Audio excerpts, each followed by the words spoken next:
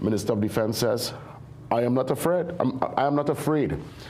Defense Minister defends, on a matter of fact, he responds to the release of SOE detainee held for plotting to kill government officials.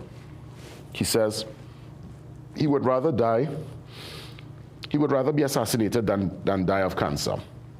Not too sure how to feel about that particular statement, but he's showing a brave face and stepping forward. I mean, anyone stepping into that role, it's a very serious role. But then again, you see, what always baffles me, and I've seen it time and time again, from the president to the prime minister to very sensitive ministries where there is this massive security protocol and people have to get out of the way when these officials are passing.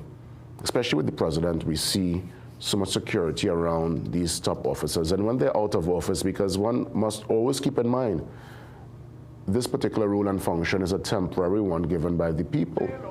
So it's not like a royal title that you're born into this particular position and status. You come in, you serve, you spend 4, 5, 10, or much ever years, and then you come back to you go back to being a regular citizen. So I guess you have to really be fearless, because the reality is when you come back down to butt scraping, you're boy down like Baji, as we say. There is no security detail. You have to maneuver and go to the grocery, go to the market, go to the gas station by yourself. I've seen many a time. I remember former President Kamona. I saw him doing Christmas groceries a year by himself with a hat.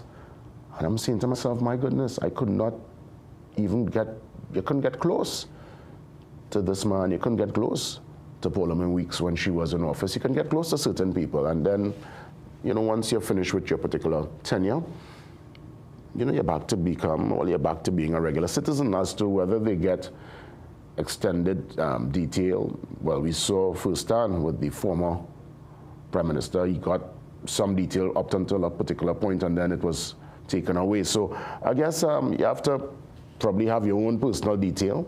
Probably could pay for that if you want that extra layer of security, but you have to kind of be fearless going into these roles and function.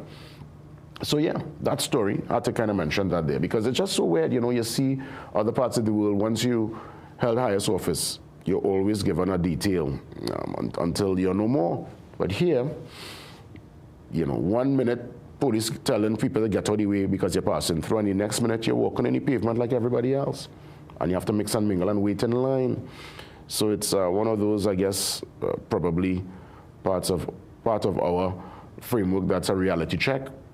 But as mentioned, you have to be fearless. There must be a level of fearlessness. You must have belly.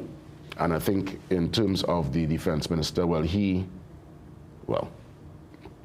yeah, go figure, right? So you must have belly. You must be fearless. We're watching other developments here. Government settles with Proman over Clico Energy. That story on page 6. And another story here, well, this one a feel-good story. A winning performance. It's the St. Francois Valley Stars as they deliver their rendition of Two Own Way inside the National Junior Panorama 19 and under title at the Queen's Park Savannah yesterday. I had a chance years ago to be part of the Junior Panorama. It is a great intro into Pan for the young people. That's where my love affair started with Pan, and it's a great time to be had by all. So well done to the arrangers, the students, all those parents who allow their children to just take a taste and be part of this cultural experience. Yes, St. Francois, no? Well done, St. Francois. From up St. Francois Valley Road, opposite Waterman Road. I know it well. That's right. And school panorama finals today in San Fernando, so look out for that. So there's lots happening within the cultural space. Big weekend of parties, Experience, and a couple others.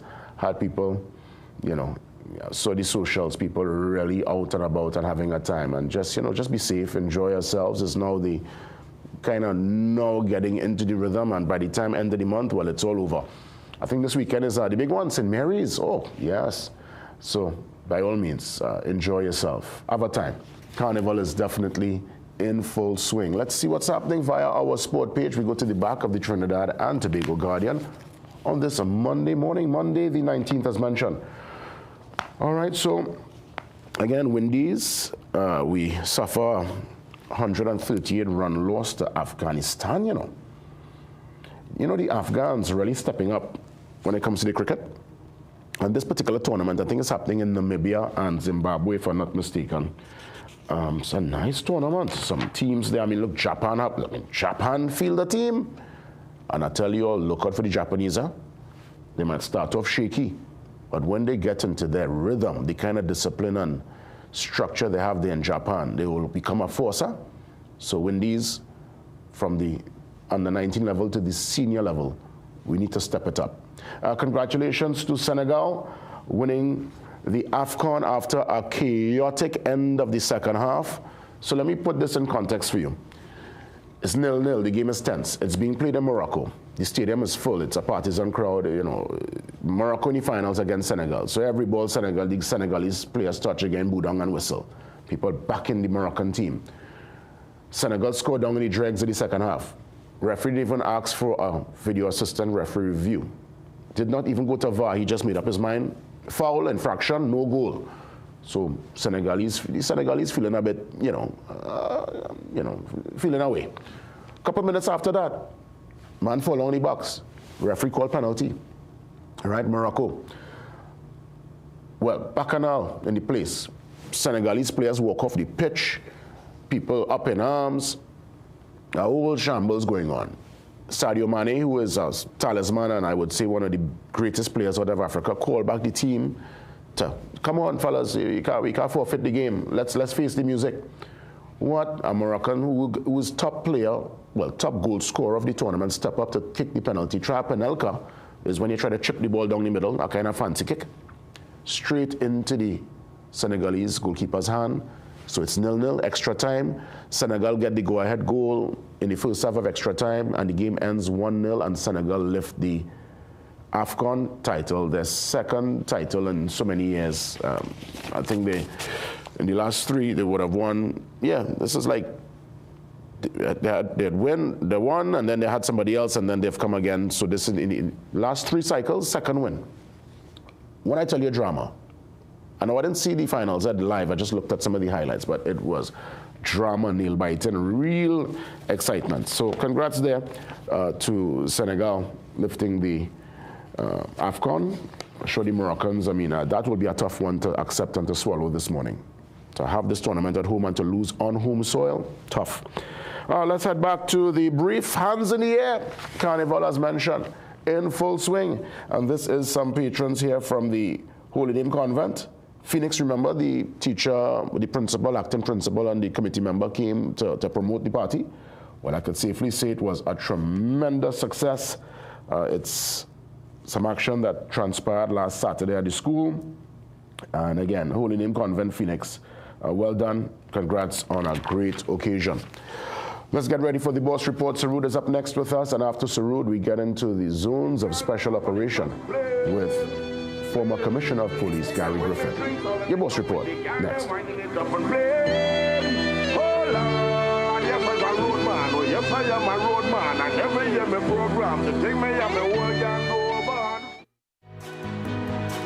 A mortgage is what helps you turn your dream of owning a home into reality.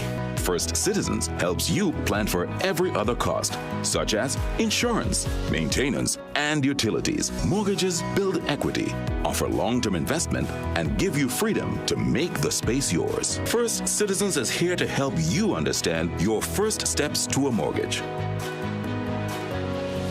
First Citizens.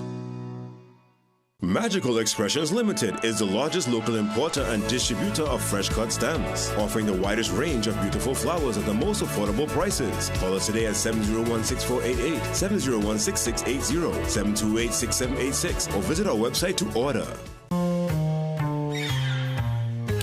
Things don't always go as expected. Be ready with Trinry for auto, home, business and group life. Call us at 800-TRIN or visit trinry.com today. Huge insurance premium. Pay your premiums bit by bit with FlexiPay from Trinry. For more manageable auto, home and commercial insurance payments, call us at 800-TRIN or visit trinry.com today. Trinry. premier insurance coverage for less. Just got your CXC or CAPE results? Then start your degree today at CTS College and choose from many of our pathways in business management, business administration, human resource management, marketing, finance, management information systems, computer engineering, computing and information systems. Full and partial scholarships are available. CTS College, where education is beyond academics. Visit Tire Clinic Marketing, New Truck and OTR Tire Service Center at number 30 and 32 Montrose Main Road, Chabonas. Call today at 665-8973 or 672-3419. Alignment services available. Tire Clinic Marketing, Truck and OTR Service Center. A tire for every need.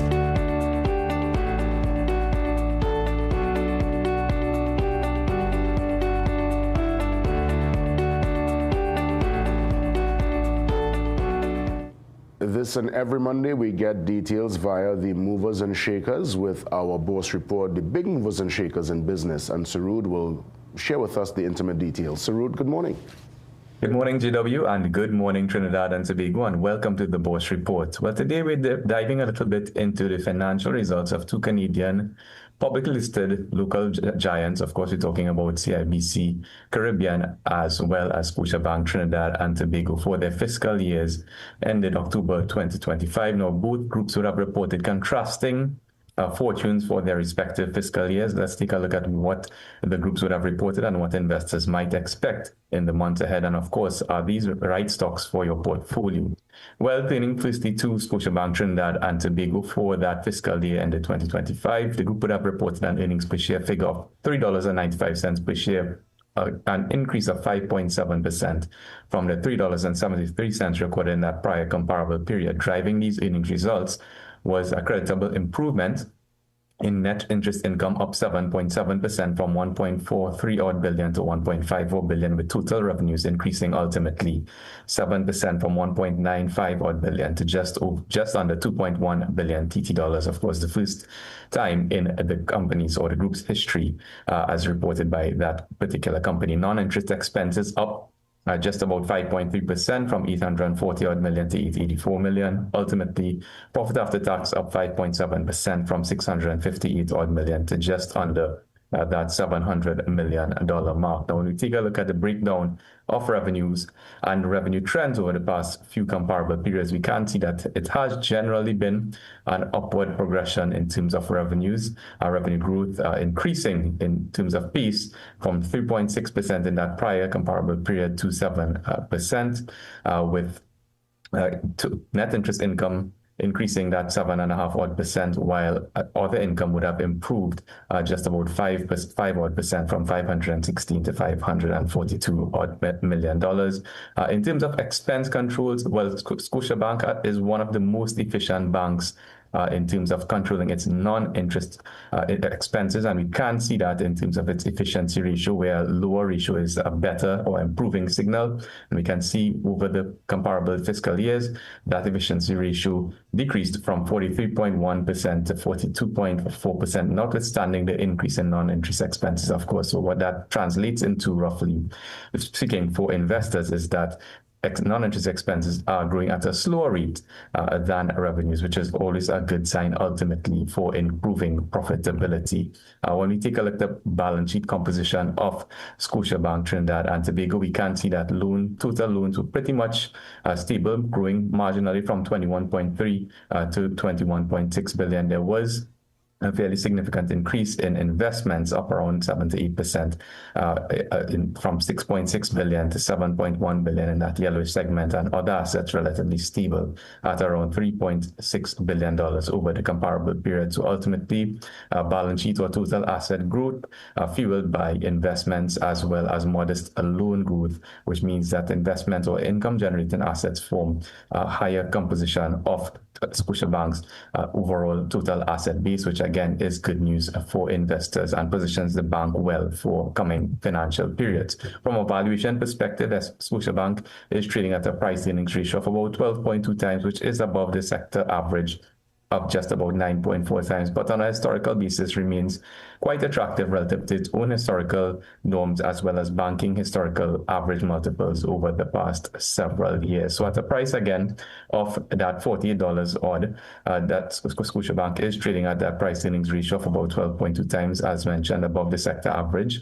However, it offers investors a fairly generous dividend yield of about 6.3%, which is considerably above the sector average of 5.2%. So with revenue growth and attractive dividends in mind, somewhat elevated valuations, and of course ongoing market uncertainties in the domestic environment, particularly with certain fiscal policies that are set to take place in fiscal 2026, BOS is maintaining a market weight rating on Scotiabank for the time being with a watch outlook. Turning very quickly to CIBC Caribbean, well, for the fiscal period ended 2025, the group would have reported an earnings per share figure of 66 cents, which is a 43% decline from the $1.15 recorded in that prior comparable period. Now, total revenues declined 5.2% from just around the $5 billion TT equivalent mark to $4.7 billion. Operating expenses increased 5.9% from $2.96 billion to just about $3.1 billion. Ultimately, net income attributable to equity holders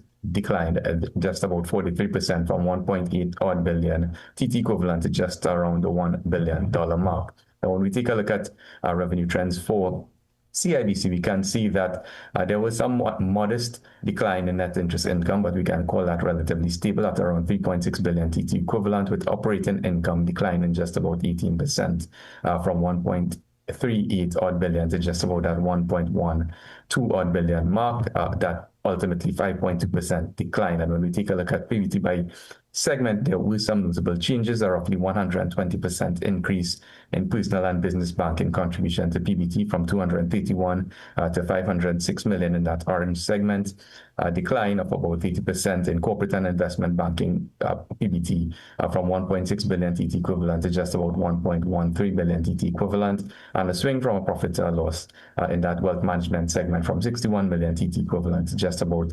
322 million TT equivalent loss, again related to some one-off expenses which the bank would have incurred in its recently concluded fiscal period. From a valuation perspective, CIBC, with those results, are now trading at the higher end from a valuation perspective at a price earnings ratio of 12.5 times at its $8.20 a price, relative to the banking sector average of just about 9.4 times. However, it does offer investors a dividend yield of 4.1%, below the sector average again of 5.2%. But importantly, CIBC does remit its dividend payments in US dollars. So with that lower revenue in mind, relatively elevated valuations, though somewhat attractive when considering that US dollar dividend payment, as well as the market uncertainties, as mentioned, related to Scotia and all of the banking and insurer companies, of course, that are set to take place in fiscal 2026 onward. BOS is maintaining its market weight rating on CIBC for the time being with a watch outlook. But that's it for this week's edition.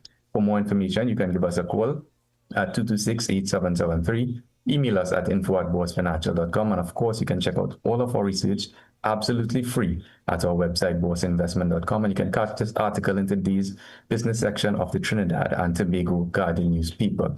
So until next time, stay safe, happy investing, and we'll see you again on the BOS Report.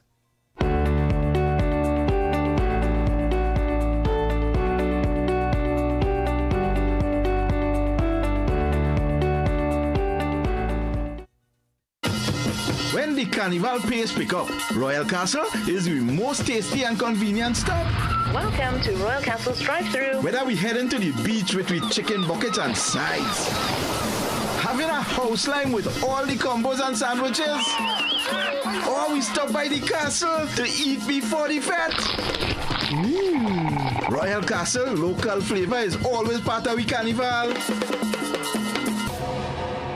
The Trinidad and Tobago Energy Conference and Trade Show 2026 takes place on Monday, January 26th. Tune in to CNC3 for a live broadcast starting in the morning brew from 6 a.m., followed by the opening ceremony at 9 a.m. The conference will feature addresses by Mala Baliraj, Ariel Flores, Yarand Reistad, Dustin Meyer, Dr. Boyega Ayeni, and many others. The Trinidad and Tobago Energy Conference 2026, only on CNC3. Presenting the most modern pharmaceutical facility in the country, Food Basket Hyperfarm Pharmacy Food Basket Complex, Arima. We stock the widest range of health and beauty products, baby supplies, stationery, fragrances, and cosmetics. Our organic, sugar, and gluten-free products cater to vegans and the health conscious. A wide assortment of dispensary medication and over-the-counter items at the most affordable prices. Make Hyperfarm Pharmacy your choice. Located on the compound of Food Basket Complex, Arima. It's getting hotter this summer on the new season of Celebrity Family Feud. Your favorite celebrities are coming to play. It's Ice-T, the Diesel, Charles Barkley, Chris Paul, everybody, Golden State point guard, Grey's Anatomy team, we got them right now, so let's get it on. Name something you do if your neighbor spend every day doing nude yoga in his backyard. Invite friends over to watch.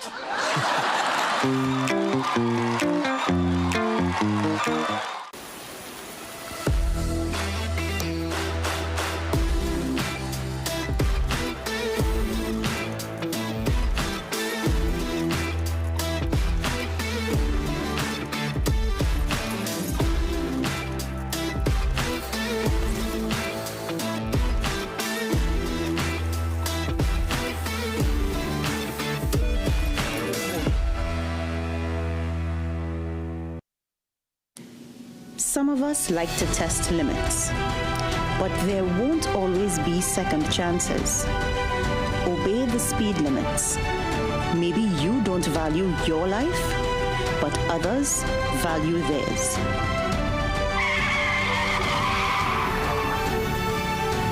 A message from the TTPS.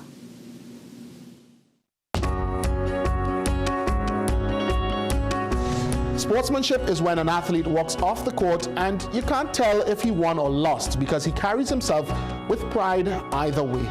This quote is an embodiment of sport, and for me, sport is an embodiment of life. We are where you are.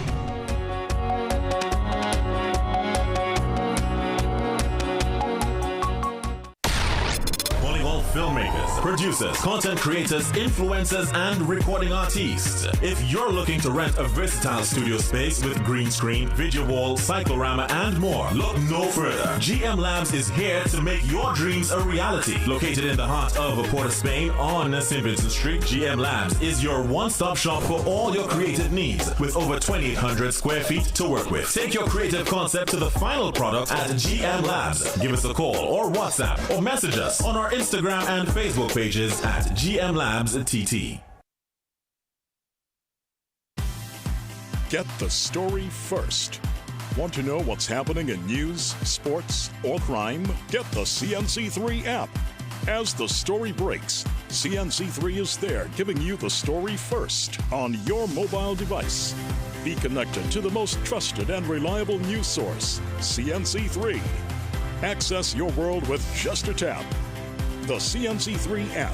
Download it today.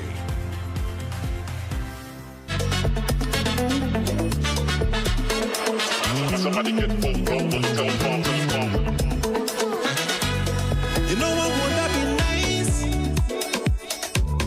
If you could give me some That talking point when we consider security, it's one that's been at the top of the list for many years, and this particular time around, no different.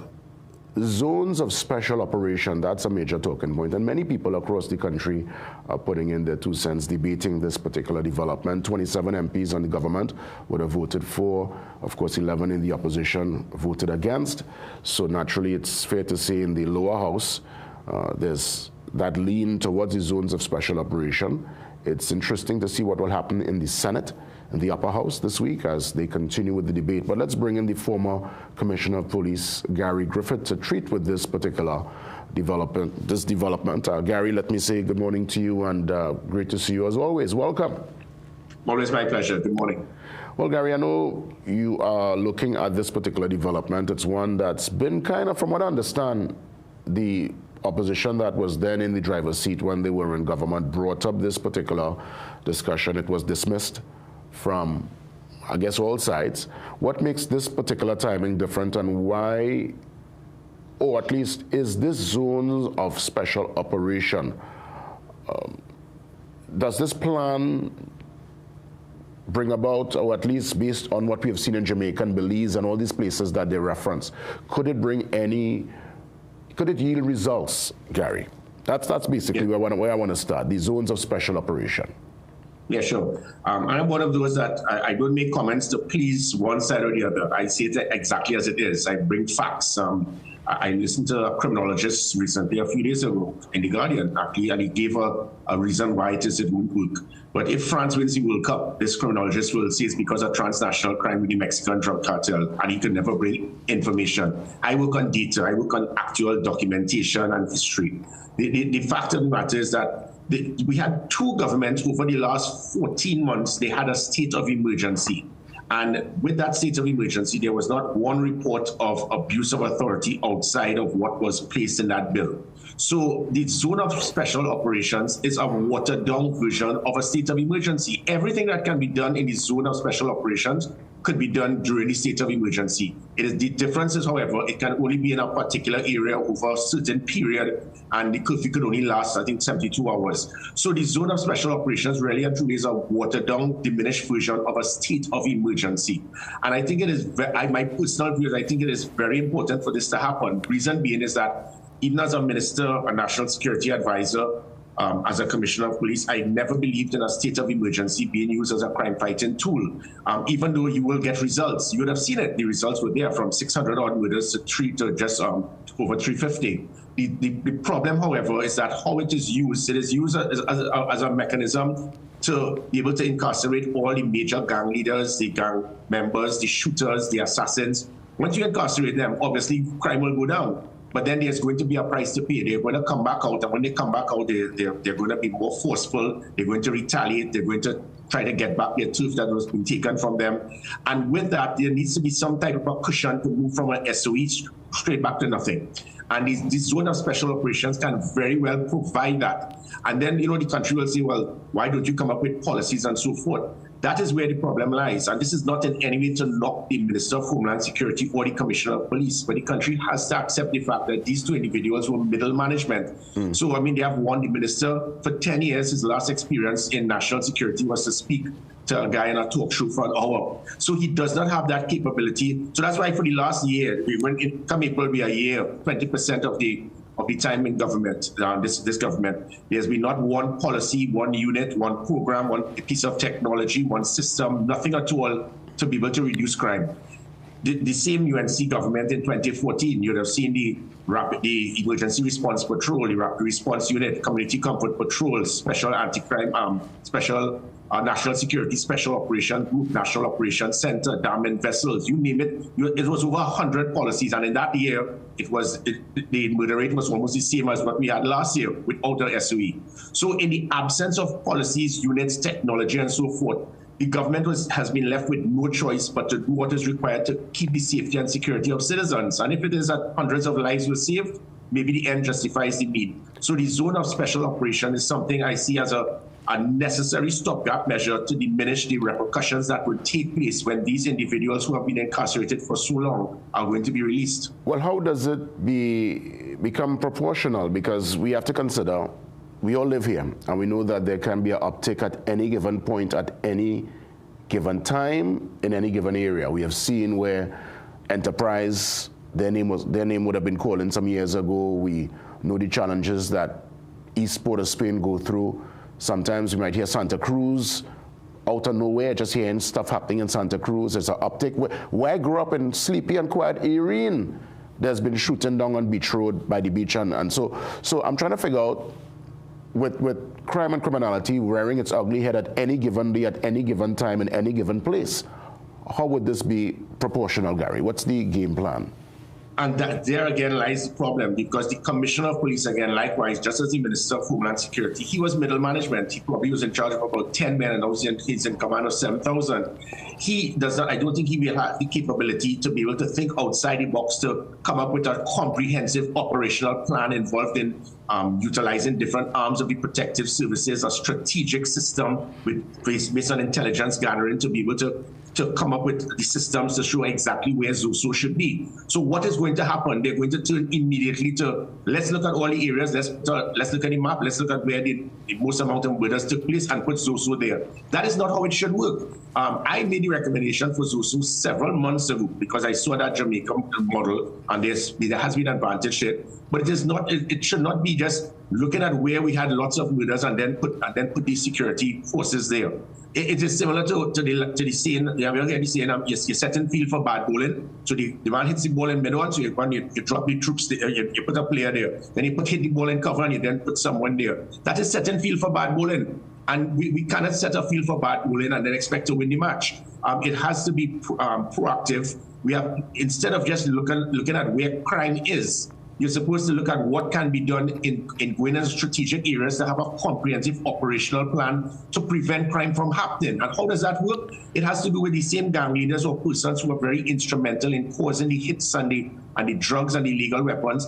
Many of them stay in specific areas. They have their meetings, they have their equipment and so forth. That is where you could put Zoso. So you have that inner and outer cordon in specific areas. And I'm speaking about residential areas because the perception that let's just target the areas that have lots of violent crime. No, you go after the persons who are instrumental causing the crime. You have to be proactive and having that preemptive strike. Many of these persons, they stay, as I said, in residential areas. So for you to be able to get into there, you have a gated community, you have to get upstairs, you have to get the elevator. Those are the things that Zoso can do. So it is hope that Zoso can be used not just for us to be so tunnel vision, to think that we just look at where crime takes place and then put Zoso there. The criminal element is not stupid. What they will do is divert crime, and that is what you don't want. And I can give another very simple example. We are not out of the woods as yet with the U.S.-Venezuela situation, and how I could link this with Zoso is that if at any time Venezuela turns into some degree of civil war, what is going to happen when a country is involved in civil war? You're going to get hundreds and hundreds of thousands of persons seeking refugee status. If that happens in Trinidad and Tobago, this is not for me to be able to put panic in the country. Imagine 250,000 persons from Venezuela just head across to leave the mainland and hit Trinidad and Tobago. It's going to affect our economy, it's going to affect health, education, housing, and above all, national security. It can cripple Trinidad and Tobago. Zoso should also be used as a system to be able to monitor that southwestern peninsula, and probably with the assistance of the U.S. to prevent that influx of persons who may just decide to converge into Trinidad, as they will be doing in Colombia as well, to be able to escape based on what is happening if there's any eventuality of civil war or something, and there's a concern for refugee status with persons seeking asylum. Gary, let me ask you, as it pertains to the law, the intended law would give the Prime Minister the power to call out these special zones and then direct the Commissioner of Police and the, of course, head of the Defense Force to treat with the particular issue. Do you think that kind of power, having that final say, makes sense, the PM? Well, in the capacity as the chair of the National Security Council, the answer is yes, because that is the same power that the Prime Minister has with a state of emergency. Let us not think this is a first. There was something similar to Zoso in a state of emergency under Patrick Manning, when he decided to have a state of emergency with a curfew and only in one specific house in one specific area to lock up a little old lady to prevent her from being Speaker of the House. That was virtually Zoso. So he utilized the state of emergency to specifically home in on one specific area in the country to be able to make sure that that Speaker of the House would be arrested and placed under house arrest. That is an arm of Zoso. The Prime Minister has that authority, but that was used for political purposes. There's a similar situation to Zoso when it is, again, the same Prime Minister, Kamal Prasad Bissessar. There was a crime in Lavantil. There was a major spike. And we utilized that element of Zoso by the person who was then Minister of National Security, a pretty good guy, I think. That was me, in fact. And we were able to put in about 150 soldiers and police officers in a massive operation. And for 3 months, there was one murder in Lavantil, one alone. And that was domestic violence. Citizens in Lavantil said they never felt so safe. Even my biggest critic, who was in opposition at the time, Fitzgerald Hines, commended us for being able to ensure that Lavantil was the safest ever. That was how ZOSO was used. So if it is used in the same manner, by being able to lock down specific areas to make it safer, it means that persons in the community can feel comfortable. But as I said, ZOSO is the same laws that are being used in ZOSO, giving police extra authority to arrest persons, have persons held, have a curfew in a specific area. You had that same authority under the state of emergency, and for 14 months it was not abused. So I know people are speaking about abuse. That is where that body camera comes in. I can't for the life of me understand that why there are 3 police commissioners after me that are not making it mandatory to use these body cameras. There's a standing order, there's a standing operational procedure. And you're touching on something that would be very integral to make this particular zone of special operation, fair, because, the big counter argument to all of this is the fact that there might be discrimination, there might be room for people to make a particular judgment and treat certain areas and people within a particular space in a harsh way, even though, strangely enough, there are many people within the said spaces that we speak of who have already done a kind of self-imposed curfew. There are people who literally, within their own environment, know that they don't come out certain times, they will lock up and put themselves inside. But the reality is, there are people fearful that law enforcement officers could take advantage of these zones of special operation. What do you say to counter that particular criticism? Again, the body cameras were there up until 2021. It was mandatory. Any police officer that did not turn on his body camera, his or her body camera, in a warrant, in an operation, in a roadblock, in a foot patrol, then you will be suspended. McDonald Jacob, Christopher, the present commissioner, they have not enforced that standard operational procedure. There are enough body cameras. The nonsense you're hearing that every police officer must have a body camera. That's like saying every police officer must have a firearm 24/7. That's not true. There are 1,200 body cameras. There are no more than 1,000 police officers on operational duty at any one time. So the body cameras is supposed to be used as you sign for it, you use it, you return it, and then we check to see if it is you turned it on whilst you were in an operation or a roadblock or a patrol or whatever. And it is not being used. So the police officers, you can't blame the officers. It is the hierarchy that have refused to make it mandatory. There's a standard operational procedure. There's a standing order that makes it mandatory for them to use the body cameras. For this ZOSO to be effective, the country must have the comfort to know that that standard operational procedure, that standard order that I established 5 years ago, should be used. And if any police officer does not have that body camera turned on and it is not checked, the officer should be disciplined. That is the only way that people are going to feel comfortable to know that there's not going to be abuse of authority. Well, Gary, interestingly, as we consider this zones of special operation, I guess it will apply to Trinidad and indeed Tobago, because just 7 days ago, last Monday, Tobago were heading to the polls. They've made their decision. It's unanimous. THA is strong within the hands of the TPP, and the Chief Secretary is back at his particular role and function. Do you think it's time to have the Chief Secretary sit on the National Security Council?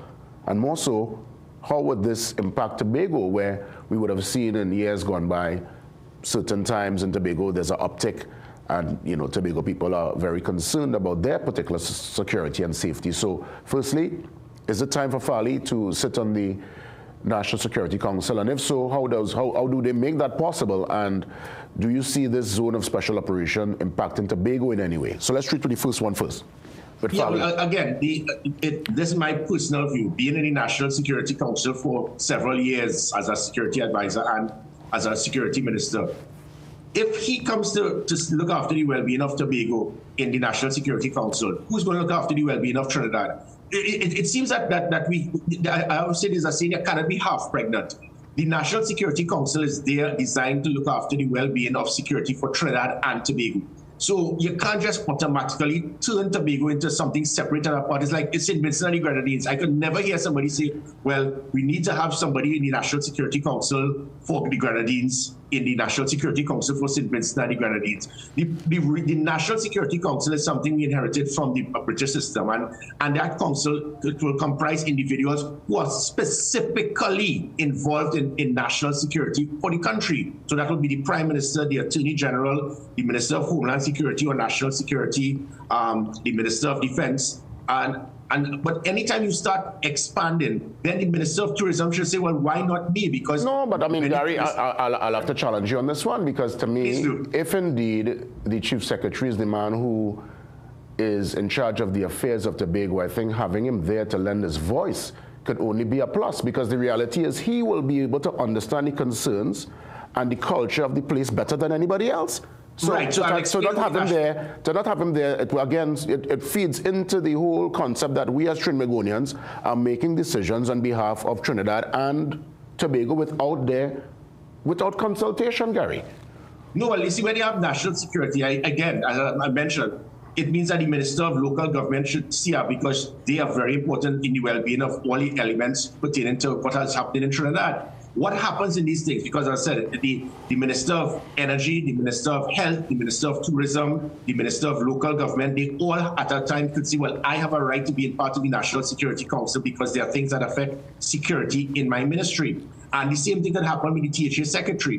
What happens is if there's a specific matter pertaining to Tobago, then he is invited in the National Security Council. Even the Commissioner of Police is not a part of the National Security Council. Well, it seems, Gary, honestly, that didn't even take place when the radar scenario transpired, unless Farley was lying to all of us. The reality is he said he woke up that morning and he was informed as to military arrival and all these different things via WhatsApp. So I'm thinking if he's the Chief Secretary, he's the man that governs Tobago's affairs.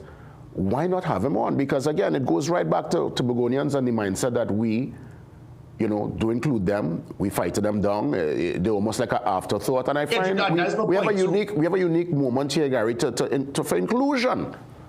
And that, yes, and that is why maybe had I been in National Security Council, I would have advised the Prime Minister something of this magnitude happening in Tobago. It's good that we invite the Chief Secretary to this particular meeting because it involves a serious security matter involving Tobago. But you don't put him as a regular member of the National Security Council because there are many things that involve security from a level of Trinidad and Tobago. If it's something specific to Tobago that can affect Tobago, then he can be included he can be invited to be able to attend and to give his input, and his input may very well have caused a decision to go left or right. So maybe he should have. I agree that he should have been invited for those particular meetings that involve the security in Tobago. So, for example, when I drafted the police marine branch, then he should have been invited to the National Security Council to say, well, this is what we want for the police involvement in the police marine branch or Coast Guard vessels going across to Tobago. So matters that involve security in Tobago, he can and should be invited. That is the correct procedure. Yeah. But to say that because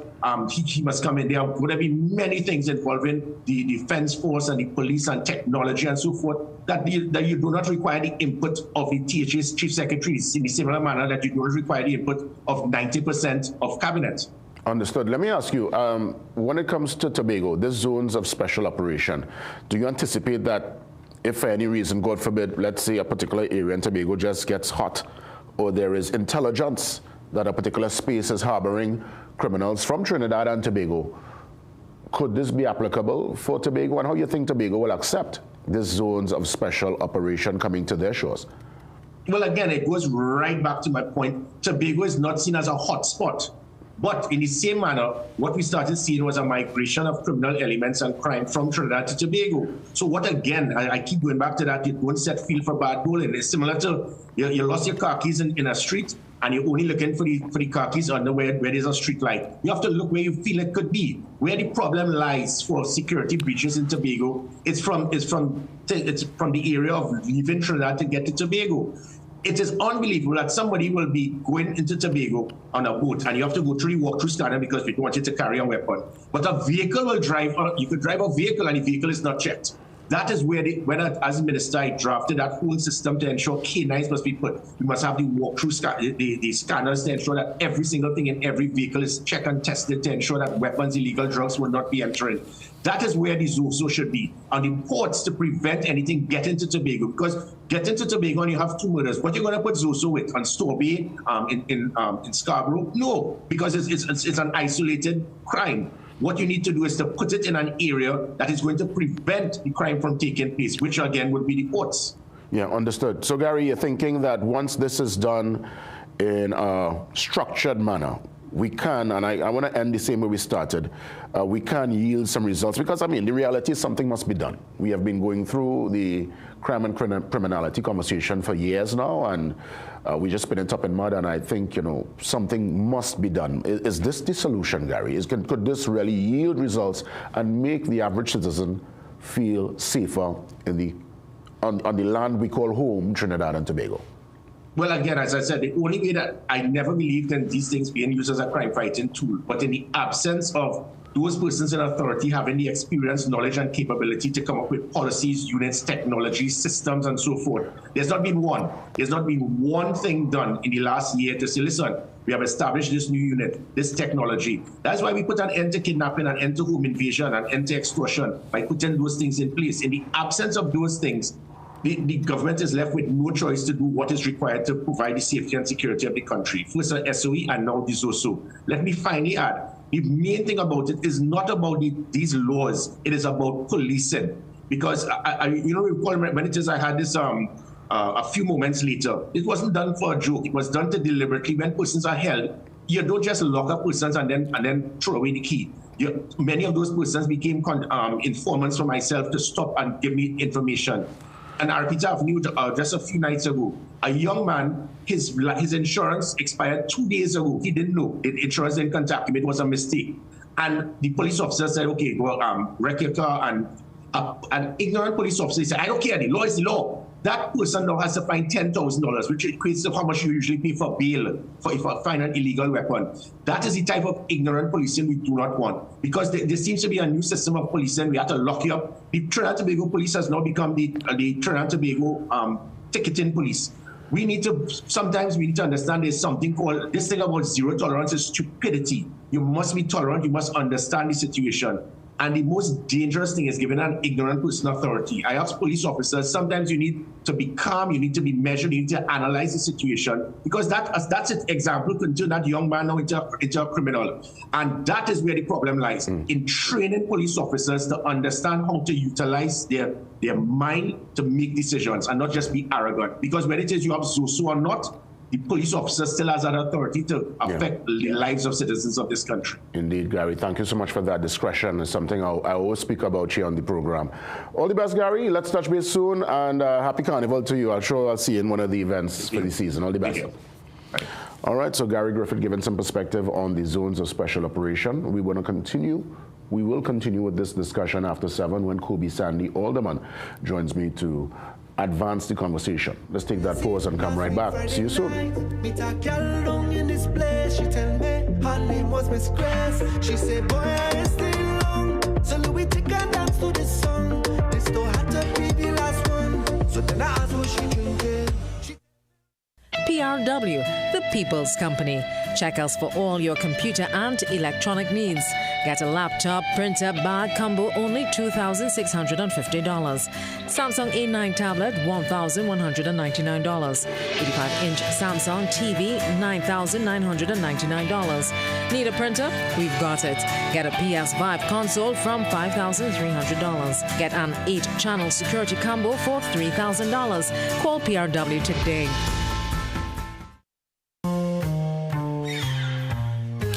Things don't always go as expected. Be ready with Trinry for auto, home, business and group life. Call us at 800-TRIN or visit trinry.com today. Huge insurance premium.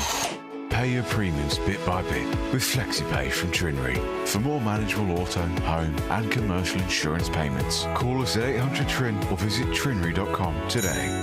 Trinry. Premier insurance coverage for less. Trinidad and Tobago Carnival presents, for the very first time, at the Carnival Village, Queen's Park, Savannah, Port of Spain, Chutney Soca Monarch, the semi-final show. Friday, 30th January, showtime 7 p.m. 25 artists. RG the band, 1 stage, 1 night. Only 10 go to the final. Absolutely free to the public. Call 868-468-8728 or email southexevents@gmail.com. CSM 26. Get the best back-to-school specials at Southern Food Baskets. Lentil, £2 for $13.95. Red beans, £2, $19.95. Swiss Econopack ketchup, 750 ml, 3 for $19.95. Chubby, 3 cases for $100. Cool Kids, 2 cases for $100. Cheetos, 1.25 ounces, 4 for $19.95. Richport tuna flakes, 3-pack, $14.95. Richport vegetable oil, 3 liters, $39.95. Offers available while stocks last. Showtime in 5, so let we start it. Is that the bass from the truck or your heartbeat?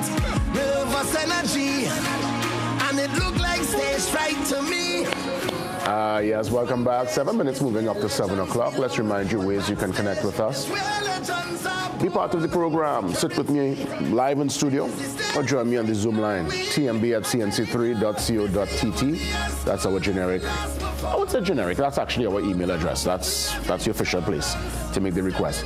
Let's head across to the social media handles: Instagram, Facebook, X, very active in the space. So by all means, I would suggest you follow and stay on top of all developments, and a beautiful space and place to do so. In addition to what's happening here via our Instagram, Facebook, and X, a great place to stay on top of the news is via the mobile app. Your CNC3 mobile app, your #1 source for verified breaking news, all your favorite content on demand, and programming details readily available. What about the Trinidad and Tobago Guardian? Get your copy today. We are able to, as always, remain agile, move with the times. That's why we send lots of folks in the direction of the Digital Guardian, where you can get your subscription for 2026 when you visit guardian.co.tt. Let's head to our food for thought. Words of inspiration on this Monday morning. Patriotism is supporting your country all the time and your government when it deserves it. Patriotism is supporting your country all the time and your government when it deserves it. Interesting one. Let's head across to our world weather wrap with Jean-Marc. Jean-Marc, good morning. Good morning. In today's weather wrap, we first take a look at a climate-related story. Now, if you felt last year was a warm one, you would be correct. According to NASA, the global surface temperature in 2025 was slightly warmer than 2023. However, NASA noted the temperature reading falls within the margin of error, so the 2 years are basically tied. Despite the continuing warming trend, NASA says 2024 is still the hottest year on record since record keeping began in 1880. While 2025 may not have been the hottest year, NASA, citing independent analyses, said it was the 3rd warmest one on record. Now let's head over to Gaza, where the humanitarian crisis continues to deteriorate as severe winter storms and heavy rainfall batter the region. One UN spokesperson warned that these weather conditions are destroying fragile shelters, leaving thousands of displaced people exposed to the extreme cold. It is estimated that over 1 million people are still in need of humanitarian aid. Tragically, the cold has claimed the lives of 4 infants due to hypothermia. While humanitarian partners have distributed hundreds of thousands of winter clothing, sets, shoes, and blankets, they emphasize that temporary tents are insufficient. Aid workers are calling for durable solutions, such as cement and heavy machinery, to clear debris and provide stable housing. Furthermore, while 440 temporary learning spaces now serve 268,000 children, Israeli authorities continue to deny the entry of education supplies. Now let's head back home to take a look at our local weather forecast for today, where we can expect mostly sunny and breezy conditions. However, the sky may be slightly hazy because we're expecting some moderate Saharan dust over the area today. Now the dust is expected to linger into tomorrow before returning to negligible levels by Wednesday. After that, no significant plumes are on the horizon for the week. That's all for today's weather wrap. Back to you. Jean-Marc, sincere thanks. Let's get ready for the 7 a.m. news update. We come back, your calls, and more conversations. More conversations after 7. It's Monday. Good morning, TNT. Are you ready now? Showtime in 5, so let we start it. Is that the bass from the truck or your heartbeat? Nervous energy, and it look like Stomach discomfort again? Bloating, cramps, irregular bathroom habits? Meet Vivera, your daily support for a balanced gut. Vivera works fast to help reduce the abdominal pain, ease bloating, and support healthy digestion. It helps restore balance to your gut so you can get back to feeling light, comfortable, and in control. Choose for real digestive relief, safe, effective, and trusted for both children and adults. Now available at pharmacies nationwide. Vivera, feel the difference. This is John. John has just opened a new restaurant and is already questioning his life choices. Observe his eyes. He's trying the open wide to stay awake technique. John worries about many things like that overpriced stove, but there's one thing John doesn't stress about: his investments. First Line Securities, helping Trinidad and Tobago invest for almost 2 decades. Invest with us. Food Basket. Food Basket, nation's #1 supermarket, bakery, restaurant, meat market, fresh producers, everything fantastic. For everyday low price, things real nice. Come in once, but to come back twice. Wholesale, retail, everything for you. A remush, a water, shop, fair, go view. Food Basket, the nation's #1 supermarket, bakery, restaurant, meat market, fresh producers, everything fantastic. Food Basket, hypermarket, Arima, where shopping is a pleasure and the price is right. Calling all filmmakers, producers, content creators, influencers, and recording artists. If you're looking to rent a versatile studio space with green screen, video wall, cyclorama, and more, look no further. GM Labs is here to make your dreams a reality. Located in the heart of Port of Spain on St. Vincent Street, GM Labs is your one-stop shop for all your creative needs with over 2,800 square feet to work with. Take your creative concept to the final product at GM Labs. Give us a call or WhatsApp or message us on our Instagram and Facebook pages at GM Labs TT.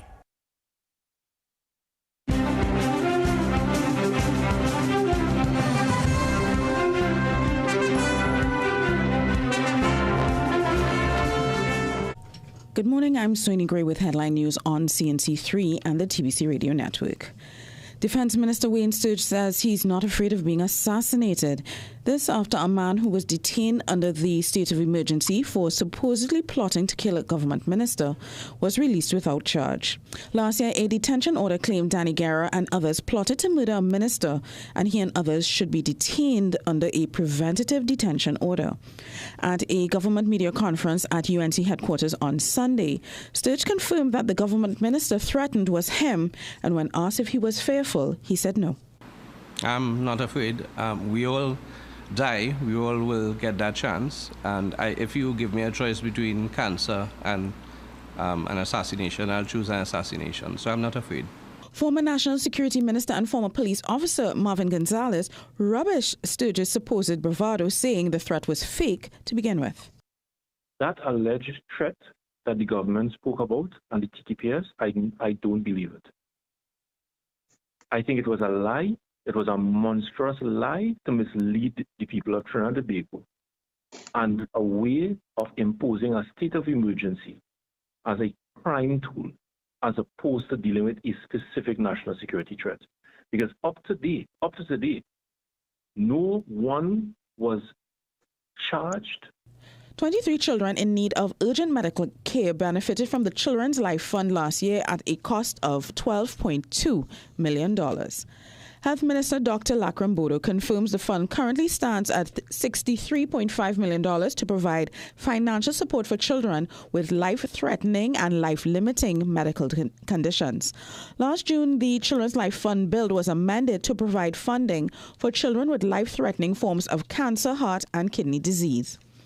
Between 2010 and 2025, the Children's Life Fund Authority received 472 applications for treatment of sick children, of which 392 were approved.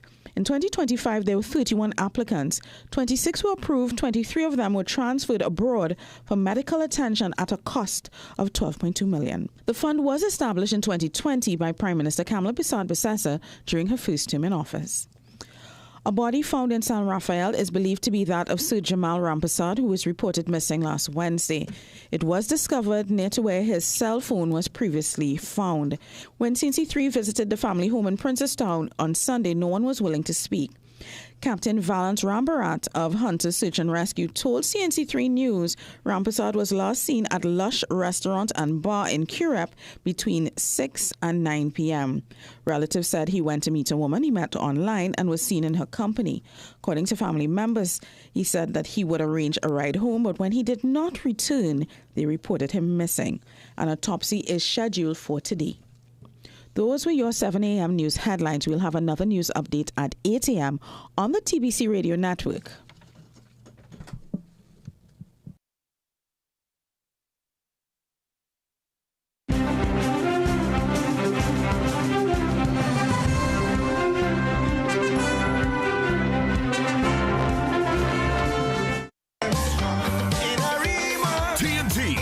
For the grand opening of Calypso Review 2026 at the Arima Velodrome on Friday, January 23rd from 8 p.m. with Sugar Aloes along with the review stars Pink Panther, Skatey, Devon Seal, Singing Sonia, Michelle Henry, Mighty Diamond, Saint Nick, Nicole Grace, Maze, JD, Fire Tender, Sasha and Moses, Tempo, Black Prince, Nisa, Alana Sinette, Lagaman, Orlando Octave from Barbados, Mighty Gabby, your MCs, Marcus Batiste, Tommy Joseph, and the Chairman. Admission $150. Tickets for Arima at Michelle's Fashions, Massey Stores Broadway Arima, and at the door till showtime. Then on Saturday, January 24th, it's the grand opening of the review tent at the SWWTU Hall, right around Port of Spain. Showtime 8 p.m. Admission $200. Tickets for the Port of Spain show at the review box office, SWWTU Hall.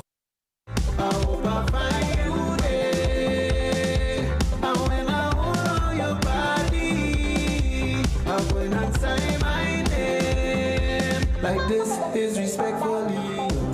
Welcome back inside hour number 2. Respectfully yours, full blown. One of the, clear forerunners of Carnival 2026. Many still getting familiar with these songs, but most know that particular track. It's been out for quite a while, and it's been well received by all and sundry for the Carnival. I want to say big respect to the brothers. It's a tough time because they literally last week had to say goodbye to their grandfather, Eddie Hart, and just pull up themselves and just focus and do their deep dive straight into the season and represent their track on stage. So all the best to Full Blown in this Carnival calendar year 2026. Let's head to the lines. Shagonas is on. Good morning, Shagonas. Good morning, Jason. Morning. Good morning, Jason. Good morning. Welcome. Yes, man. Morning. Go ahead. I'm listening. Are you hear me now, right? Yeah, man. Loud and clear. Morning.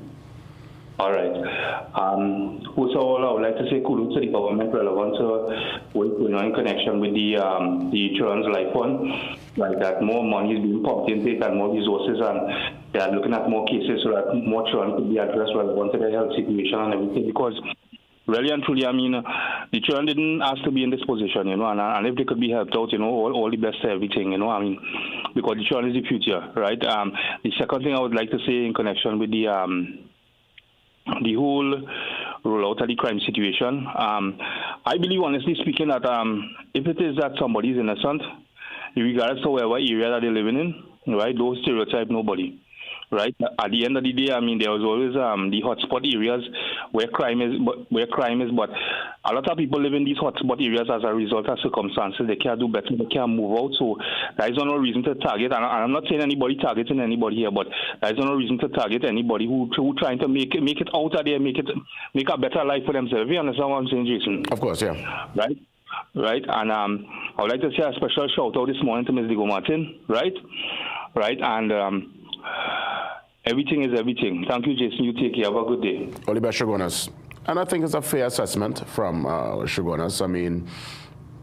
There are people who, based on circumstance, live in a particular space. They're trying to, get out, and you don't want to really stigmatize people and stuff. But we all know there are certain areas that certain areas just flare up more. But as I said with Gary, anywhere at any point, things could happen in this country. We have seen it time and time again. Let's head to St. James. Good morning, St. James. Good morning. Welcome, St. James. I'm listening. Okay. I'd like to make 2 or 3 little points. very, very relevant. The first one, it concerns this zone or special area that is planned to go up to the upper house, take a vote on that. Now, what's happening is this. It appears that the government has gotten too accustomed to this state of emergency situation, which limits speech, which actually contains any kind of feedback from the population regarding what policies they are planning to launch on the society and whatnot. So it's a way. It's a way of conditioning the population that they don't respond. I don't think it really has in mind stemming crime at all, because in any case, the report has been that crime is down. So if crime is down, why are you going to seek to extend a state of emergency in a very, very, very covert way? A different name you calling it. Imagine if crime is down. If crime is down, I would imagine, St. James, if crime is down, they'll want to keep a plan going to keep the numbers at bay, as opposed to, back to normal. Because again, this is not to say a state of emergency for the country. They're going to focus on certain areas that they deem sensitive, St. James. Yes, but in Jamaica, where it was tried and so on, the response has been very, very negative. Okay? And this point was made just a while ago on TV6. It was very, very negative.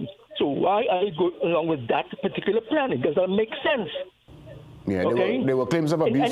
There were claims of abuse in Jamaica, and that's why Gary Griffith, former commissioner, is suggesting to circumvent all that, we need to have the officers out there with the body cams so we can see in real time their interaction with the public. Yes, and I agree with Gary that a state of emergency is not the way to go to attack crime. To attack crime, you need to have policies in place, power technology, and so on, not state of emergency. So this, this is something that they have to seriously reconsider. The society does not want this zone business at all imposed. They do not want this. All right, St. James. Well, I want to thank you. Thanks, St. James, for checking in. Again, listen, that's what the debate is about, and that's what the conversation with this particular plan is about. I think everyone would have a strong argument for and against, and we have to listen to all sides of this particular divide. And I guess it's up now to the independent senators, those in the Senate, to really see if this is a green light or a red light. Faizabad, good morning, Faizo. Jason, good morning, brother. Good morning, Trinidad and Tobago. Welcome. Jason, clearly, the indicators have been showing that crime is on its way down, yes? Mm-hmm, yeah. And I think ultimately that is the result we were looking for over a number of years. Mm-hmm. It is the first time it is trending downwards. And so long as the abuse doesn't take place and you have the checks and balances in place to deal with the Zoto, I have no problem with it, my brother, because it will bring peace and comfort to the citizenry of Trinidad and Tobago. The other thing I want to touch on is that, just like the Prime Minister listening, I see she raised the limit for alcohol and marijuana use. Yes? But we need to start to ticket people and think when they're smoking in public spaces, Jason. Public spaces. I want them to institute, I think they have the law in Grenada, when you wear your pants, not on your waist, but on your bottom, in public spaces. I think we need to deal with that as well, because I've gone into government offices, and I've seen fellas with their pants down by the knee, and the security, like, they're frightened to talk to them. It's very intimidating when you see people dressed like this and make appearances, especially between in front of female clerks standing in government offices, medical institutions. I think we need to raise this bar a little bit as far as that goes. With respect to the Minister of Transport, sir, I hope you are listening to me this morning. I would like you to outfit and equip these smaller inspection stations with the ability to do engine changes and color transfers. those are the things that is causing a major pile up at the three main lights now that we have, and maybe we build one in Point 14 and maybe Rio Claro so that we can capture. Those are the bigger inspection stations that we have in San Fernando and Port of Spain. This one, I think, we'd be on the right track once we attack things in a very sensible manner. Have a nice day, my brother. Take care. All the best, Faizo. All the best. So we had Shugona, St. James, Faizo, and I think now we're heading to Sandy Grandi. Final call for the morning. Grandi, welcome. Yes, and a pleasant good morning to you, JW, and to CNC3, Trinidad and Tobago. Yes, Grandi. Now, I tend to disagree with that last caller because when the state of emergency was implemented by the last regime, the crime rate was on the way down as well, right? But what I really call to tell you, Jason, is that the Attorney General, they just came out on a press conference and said the USA they broke no international law and so on and striking these boats, right? They didn't even give us any name. Yeah. He said he went to international experts. No name, no reason why it was so, right? But look, I have Mr. Michael Becker here, from a professor from Trinity College in Dublin. He said under Article 2.4 of the UN Charter, countries can resort to force when under attack and deploying their military in self-defense. No, I think the US, it was the other way around. Maybe Venezuela could have attacked the US, because the US attacked them first. And Grandi, and where's the line? Added to that, my question is, you don't need a professor or no legal luminary for you to analyze and see for yourself with your own eyes what happened there was unacceptable and illegal and wrong. Because the reality is, if we were to do the same, Grandi, if we had that kind of military might and we decided to blow up a boat somewhere in continental USA in their waters, and the claim was that they're bringing contraband our way, we will be dealt with in a very severe manner, and more so since the capture of Maduro. Grandi, I don't know, you could tell me, I don't know if you're watching a different news feed to me, but I've seen no more action with any boats in the water. So the drug trade, it stopped, it done then. It don't know what drugs coming to the US from Venezuela then. Right, and it has more that this expert was saying, but I don't want to take up your time on the program because I know you have the time. And so you can check on Mr. Michael Becker, Professor Michael Becker, when you have time, and you will see all the readings, because I don't just accept things just so. Yeah, right? Do your research. We got no kind of information. It's just that we got the legal experts. Yeah, man. Hey, and it was just raw, just like that. All the best, Grandi, man. Professor Michael Becker, you say, right? Oh, you gone? Okay, I'll take a note here. I'll probably see if I could Google and read the article. Yeah, I mean, come on. We need to be critical thinkers. We have all seen in real time what play off. I don't think nobody needs to debate that anymore. And the fact that our top-ranking leaders here are still defending that is baffling to me. I mean, where is the critical thinking? Where is the independent thinking? Where is the conversation with truth and reality? And that's all I do this every single morning. I ask the questions and I try for us as citizens. Not so much them, because they obviously have to dance to their particular tune. They're playing checkers, people above them playing chess, and we're looking on.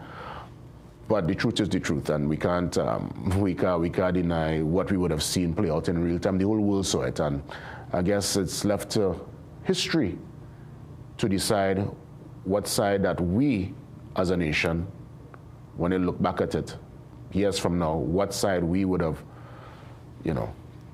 leaned with, what side of history we decide to stand on, and I don't think it will be one that will be too favorable. But we'll talk about that the next time. Let's head across to our next conversation. All right, Kobe Sandy, Alderman, zones of special operation. Let's get that conversation going. But for nothing in this world I say I can't pick a good man. For nothing in this world I say I can't pick a good man.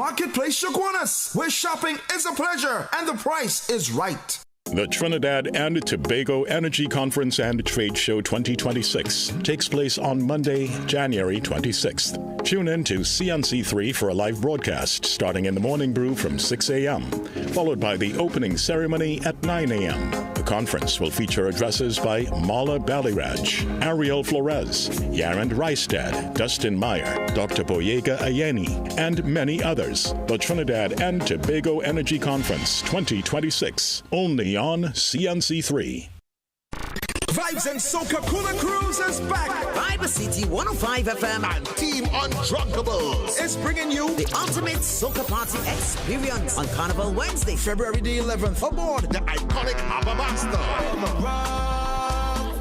Boarding at 8 p.m. and sailing at 9 p.m. Tickets are just $250 and are available at all cashier outlets, Guardian Media offices, Port of Spain and South Park, and online at islandetickets.com. Signature on everybody part from the gal. So don't come and bring no talk and make no drama start. Cause I just taking a walk, don't be so judgmental. Cause I just taking a Zones of special operations, that's a talking point as mentioned inside the first hour.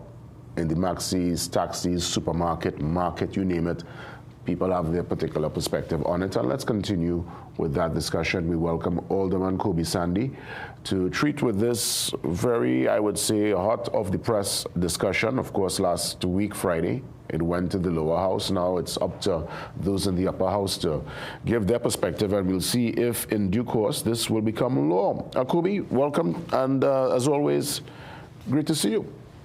Yes, same to you as well, and this might listen to you for the year. So happy New Year to you and the entire country. Same to you, Kobe Sandy. Let me ask you, Alderman, what's your take on the zones of special operations? Do you think it could yield the results? Because we've been seeing in real time via the empiricals, crime is, I mean, it's still very much in the mix, but it's a downward kind of movement. Could this help and maintain and keep that particular momentum and the wins that's been happening right now with the new administration? I think it will do more harm than good, Jason. In what way?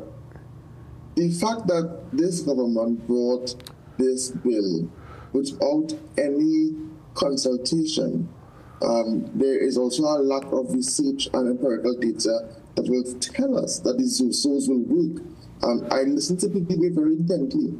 And when I listened to the Minister of Homeland Security, which I struggled to really understand what he was saying, but I understood, he said that he went to Jamaica for a trip, met with the minister there, came back to Trinidad, and boom, that's how you have his issues now in the parliament. And there was no presentation as to if that law indeed worked in Jamaica. And from what I understand, there were many difficulties in the Jamaica context. And Trinidad and Tobago, where our society is built vastly different from Jamaica, our concerns are even more real. And it scares me that the government can only go to use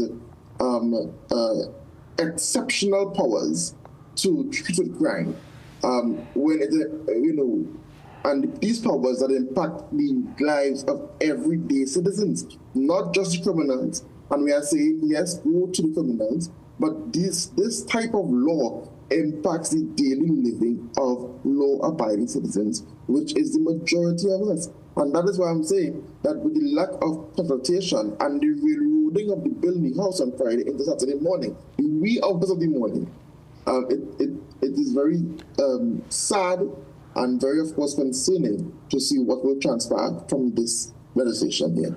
Well, I mean, obviously, we have had and we've been dealing and treating with crime for many decades, Kobe, since we clearly would have been in khaki pants and tall socks, right? So it's been around for a minute. It's not just this administration or the last. It's been a plague on our society for a long time. Right. I'm just trying to figure out what could work at this point in time. I mean, serious times calls for serious action and measures. And I wonder if indeed, if it's done in a operational and fair and a fair manner, because there are many calling for officers to be equipped with the body cameras to mitigate any advantage and, discrimination. I know that's a major, criticism towards this scenario. Do you think it could work if it's done in a really functional manner, operational manner? Well, the bill itself is void of that. When you look at the bill, it gives the police and the soldiers extraordinary powers to search and arrest people without warrants in a zone, and gives the Prime Minister the utmost power to declare any area in the country a zone of special operations. And what I'm saying to say is that yes, you need to have strict measures when it comes to crime, but if it is where the gangs are, who are the gangs, where the gangs are going and what they are doing, why don't you bring legislation that will impact the gangs directly? You are bringing this type of legislation that will impact the lives of me, you, everyday citizens. And what I'm saying to say is that this bill is the entrenchment of geographic discrimination. We know already, Jason, how people view people living in so-called hotspots. Now, when you have a zone of special operation, what will that now mean for the law-abiding citizen trying to make $1? We all know that in these communities where there are socioeconomic shortfalls, many of these people work shift systems. When you put a curfew in a zone, what will that mean for the somebody who has to work a shift system? Is it that now they have to, when they're coming home after the curfew, they can be arrested and detained? These are the kind of questions and concerns that will be, of course, has arisen. And what I'm saying to say is that bring activities, bring policies that will directly impact the workings and dealings of the criminals, not having the law-abiding citizens to also face the brunt. And when you look at the legislation, it is void of anything real to say that, to limit the powers of police, limit the powers of soldiers. And what you are seeing is a whitewashing of powers given to these people. And the Prime Minister, who can declare any zone for 180 days direct straight, and the Parliament only being informed after the fact. So what I'm saying to say is that these things impacts the real rights of citizens.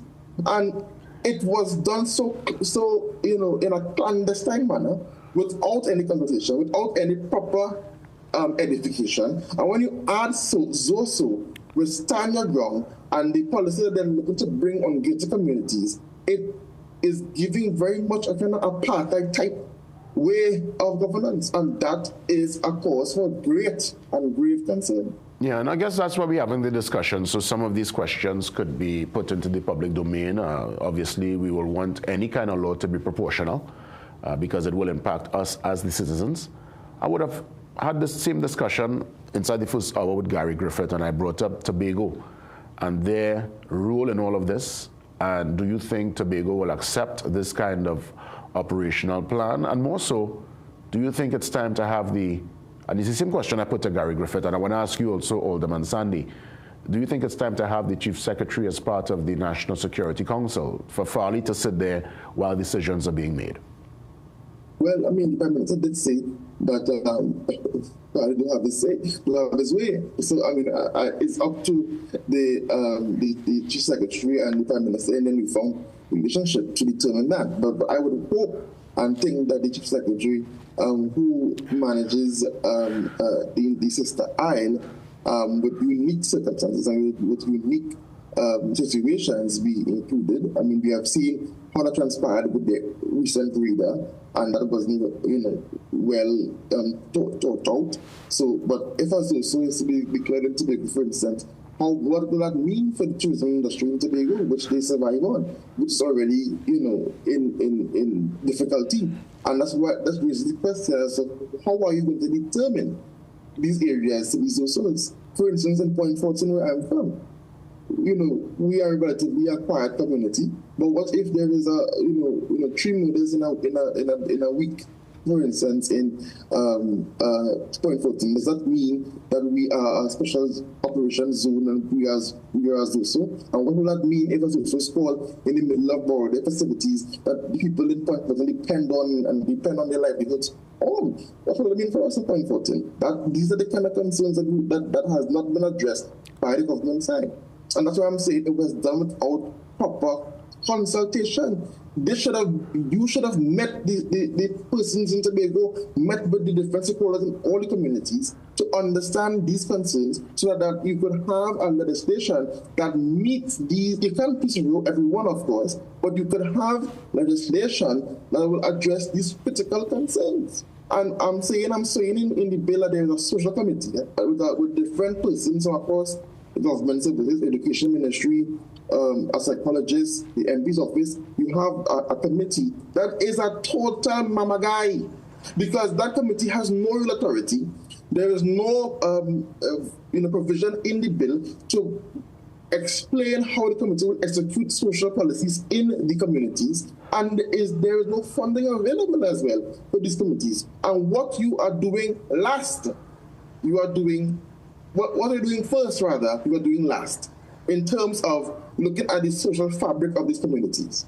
So, Jason, it is quite concerning and quite disheartening to see where we are going, and I'm saying that, like I said before, this is how apartheid began. The only difference with apartheid is that it literally said the separation of races, but you are separating communities by what you are doing here. What you think could be a workable plan, something that could keep the momentum and keep this crime scourge in its natural decline that we're seeing? It's happening gradually, and we I mean, I don't know if people feel much safer. I mean, that's a different question for a different day, but what's a recommendation from... It's not a natural decline. We have been in a sort of emergency for the most part of 2025. And with the SOE and with the extraordinary powers given to the police, naturally, ordinarily you would see a decline in murders, and we have seen for the year thus far. I think from the same CNC3 that would have posted that we have had a very much murderous start of the year compared to last year.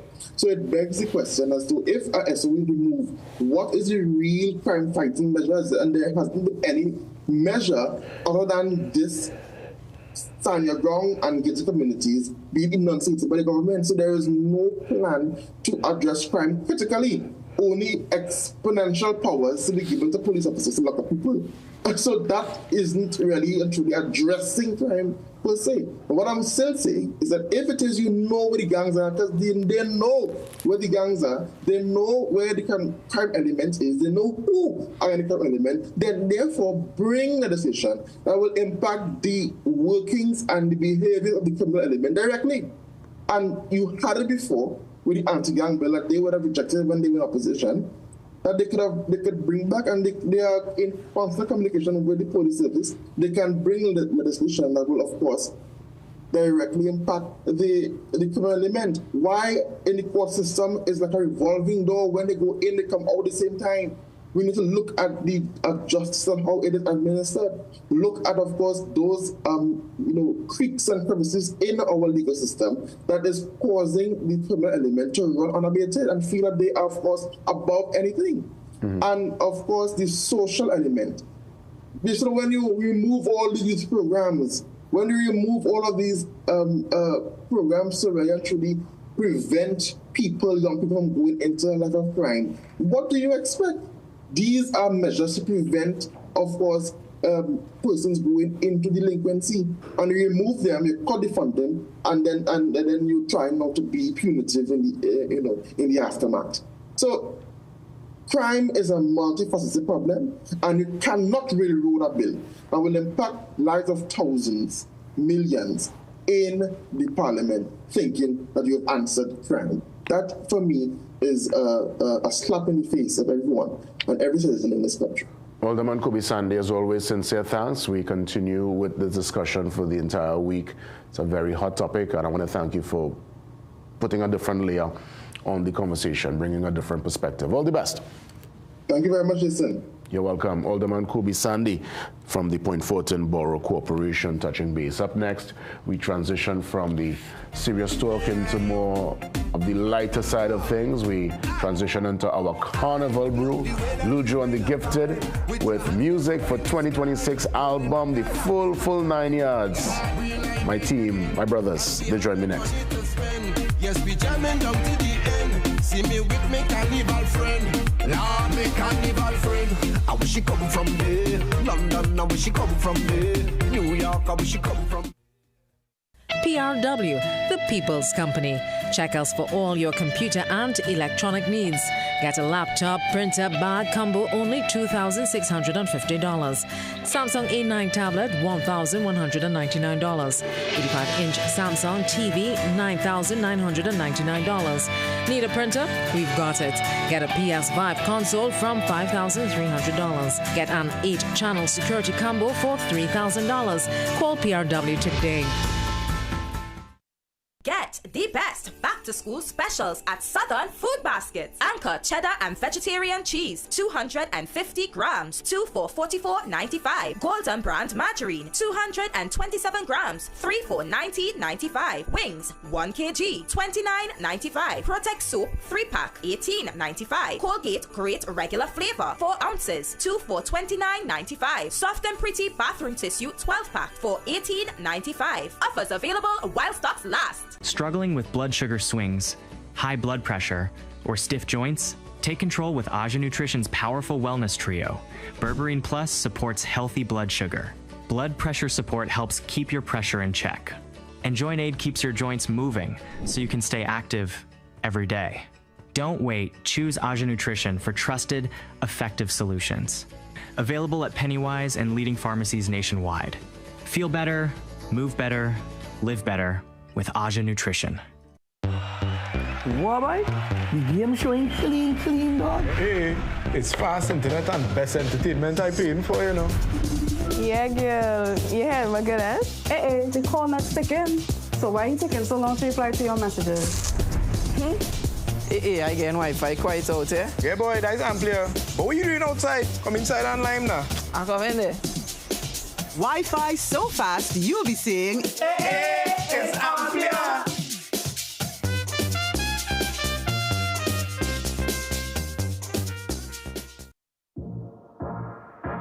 Parents will do it, they'll go to work, have a day, bro, and come on and take that stress out on you. Welcome to another episode of Manhood.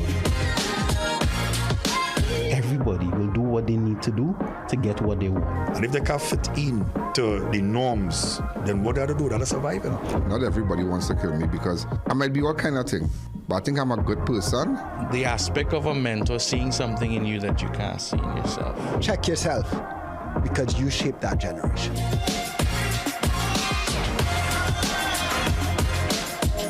Are we losing in many ways the values?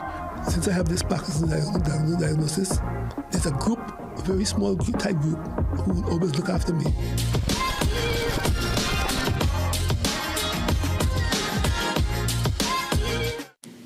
Some of us like to test limits, but there won't always be second chances.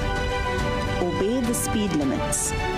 Maybe you don't value your life, but others value theirs.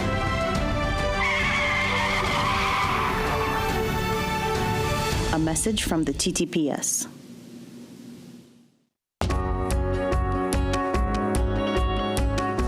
Sportsmanship is when an athlete walks off the court and you can't tell if he won or lost because he carries himself with pride either way.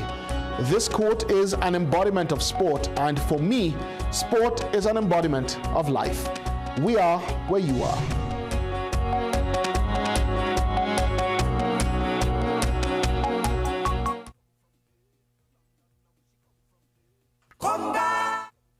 Start to move, start to sway. Find somebody, let me play. Hold it tight and don't let go. It's the rhythm train, now we ready to move. Move to the left now. Move to the right now. Jump and bend low. Now wind it slow. Wave it back, jump and wave, don't get tag. We moving like we out of time. Everybody in the conga line. That's right, Josh and Luke, they join me on set. Luke, the gifted conga line. It's new music. It's album that's coming towards the end of January. So we're going to talk this morning. Normally when you guys come in, it's performance. This morning, we're getting a chance to really trash out the game plan for 2026 and beyond. Let me say Happy New Year to the guys and Happy Carnival. Welcome. Happy New Year to you as well. Happy Carnival to Jay. Thanks for having us. Happy Carnival to you. Great to have you all, man. I remember the last time you touching for the Christmas, gave us the Christmas slide and the whole full works there, and you said album is on the way, and a matter of fact it's going to be in vinyl, because I have a record player, so I can't wait to get my vinyl copy. What is the official album release date? January 30th. My goodness, we'll make a note one time. That's a Friday, a Saturday, when is that? Check and see now. That's Friday, I think. Check and see. You're doing any kind of big rollout of like an album launch, anything special on the dates up? That's actually a Friday. Yeah. We have some stuff planned for marketing and stuff in terms of the rollout and stuff for the album. How many tracks on the album? 7. 7 tracks, fantastic. 7 tracks, And 5, from what I understand, released already. 5 released already, and still the others to come. So it's all new music, or anything from what you would have done? This is actually all new music.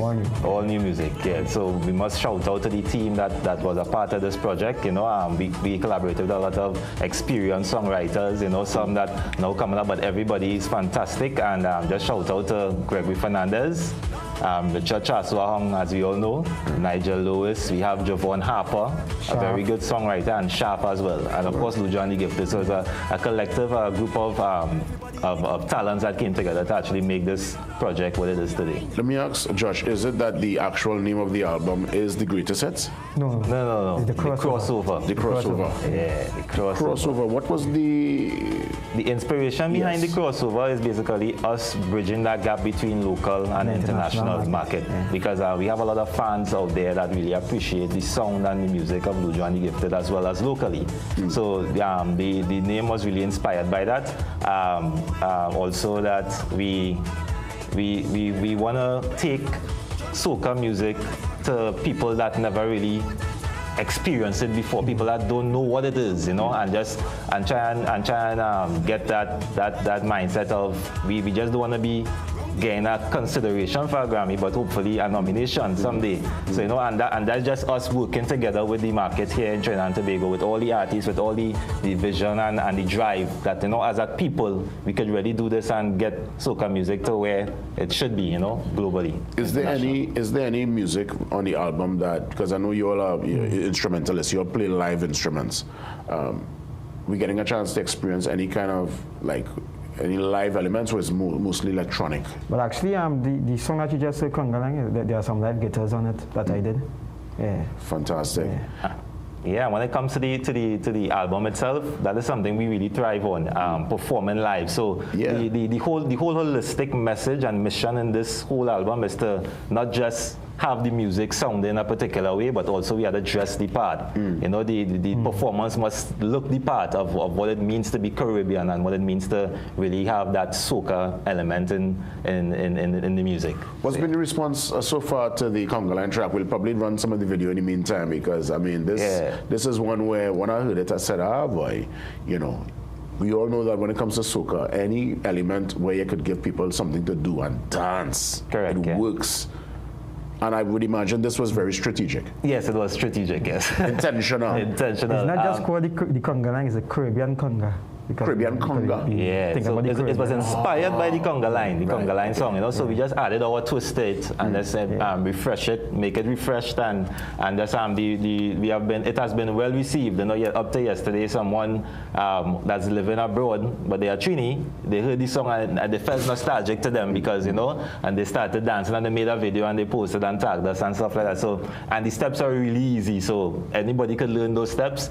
You know, we came up with these steps like real simple and real quick, and a lot of people been telling us that the paws raised when they heard it, you know, so it's paw raising, and it just it's great to hear things like that, you know, because we put in the work, and it's good to see that people react in those kind of ways. So you're putting in the rehearsals, you're band practice right now, you're drilling, so that once it's live, you're hitting all the new tracks. Hitting all the new tracks, Fantastic, fantastic. And the group remains yourself, I know you have the group more or less from the very start kind of remained the same. Yeah, so it was Shad and Lemuel are the other members. Yes, you know? yes. Guitarist and the drummer. Yes, Lemuel. Lemuel, yeah. Well, as he man the drums. Yeah, the drums. Yesterday was his birthday, Rashad. Serious? I love Rashad, man. You know, I didn't see him for a minute, so definitely. Yeah, big up. So here it is. The carnival is in full swing, but I know you all don't focus at all just on a season. You all do music throughout the year, and obviously you're putting the album in the mix, which is good. Lots of focus, lots of energy within the space. What's the game plan as we look at 2026 and beyond, and even the carnival? How do people book and get in touch with Lou Johnny Gifted? Well, the game plan actually is this album is to be going beyond the season. You know, we appreciate and we love the festival and everything like that, but the album is solely targeted towards Carnival and beyond. So just not the season, but beyond that. And we have some shows lined up right now. We are at the Carnival Village with some of the schools. We actually have a show right after the interview here today. We have a show today with the kids at the Carnival Village. So yeah, and we have some other stuff lined up. You know, looking towards Valentine's Day, we have some shows we have a show on that day as well too. And basically it's just how can I say it? Just continuing to evolve, you know, grow, because we're never too young to learn and we never know everything, you know. So we just continuing to grow. And you know, in terms of getting in contact with the group, you can go to our social media, Lujo, Lujoe. You can contact 759-9444 and just see everything that we're up to. You know, we're always up to something. And we also, of course, I know Chasu is part of the team with the production, Shaf with the songwriting, but when you all get like you touch on an idea, especially with the album coming up, let me ask Josh, is it that any of the pieces there, let's say it's an original from the team, do you all collaborate together, or let's say is Luke will bring an idea or Rashad will bring an idea? I want to kind of get a little insight into your creative process. Yeah, so we all come together. I just have like melodies ideas, some guitarist ideas, and you know, Chasu with the production, and he has have the mindset to put the arrangement and stuff together. So it's a whole team. You know, Luke does have the songwriting. Everybody else had the songwriting. Fantastic. And in the injection of Shaf would have what? He gave 1, 2 songs. How much songs Shaf work on? he worked on one particular song on the album. Which is Land of the Living. Land of the Living. Nice. You know, Shaf right now, Shaf Pen hot right now. Yes. So he's a great guy, great person. Yeah. No, for sure, man. We've known Shaf for a long time. So again, it's the 30th of January. Not this Friday, the following Friday. So 2 Fridays from now. You said I guess the socials you will put up as to if it's any kind of big rollout, whether you're going to do the launch in a venue. Definitely, yeah. All those information will be out there. Just keep people who don't follow us yet, follow us so you can see exactly how we're going to do this real special for you all.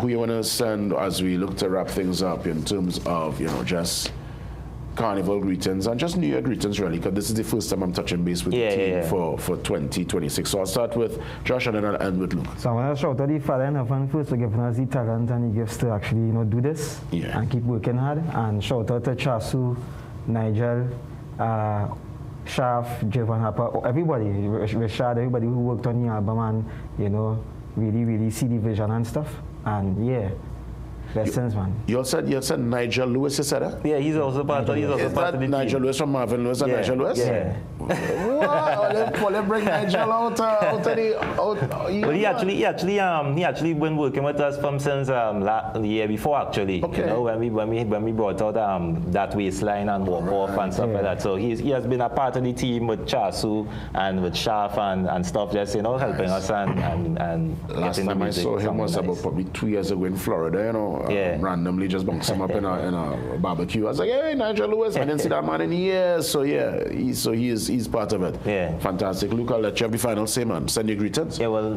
greetings to Trinidad and Tobago. Happy New Year. Happy and a safe carnival. And let's continue to make soca music great. And we're looking for Luke, for Lujo, the Gifted again. Give me the socials. Lujoe, Lujo, Lujoe on all social media platforms. Just Lujo? Yeah. So not just Lujo? Yeah. Straight Lujo, yeah. Good stuff. So again, the album is out, and not this Friday, Friday the 30th, 2 Fridays from now. And by all means, hey, we give the guys a full strength. It's called the crossover, right? Yes, correct. The crossover. Correct. I can't wait for us to get my vanilla. I want everybody to sign, Everybody must put a signature on it. You get to that. Frame it up. Blessings. Lujo the Gifted, touching base inside our Carnival Brew. We come back and touch base with our author who's putting forward her book, Nichelle. She joins me live next. Jump and wave, don't get hard. We moving like we out of time. Everybody in the conga line. Welcome to Food Basket's Hyperactive Fitness Club in Arima, where achieving your goals is our #1 priority.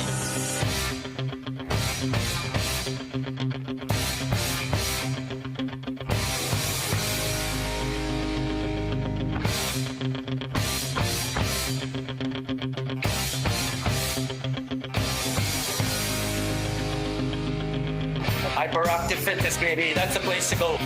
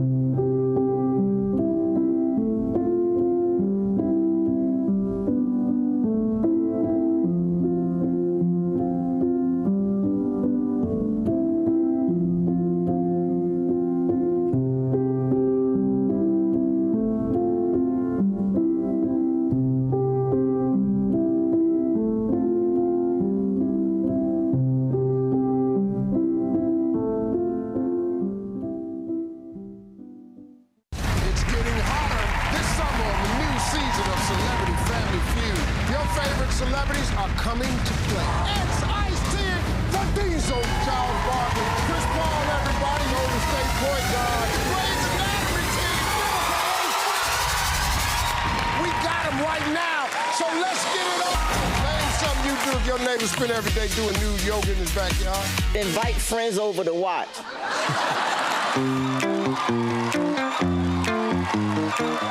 This season, Ask the Doctor is at a new time. It's your weekly prescription for trusted medical advice. In the Doctor's Capsule, Dr. Tilak Singh breaks down big health topics clearly and simply. Get a dose of smiles in the Kiddies Capsule as our youngest experts share health tips with heart. Explore the science behind the headlines in Medical Minds, featuring real doctors, real insight, and your questions matter. Join the open forum live and get answers straight from the source. Ask the Doctor, every Thursday at 8 p.m. only on CNC3. That's one time, right? Yeah. Leave the whistle, I don't want no horn. Erase the iron, I don't want no horn.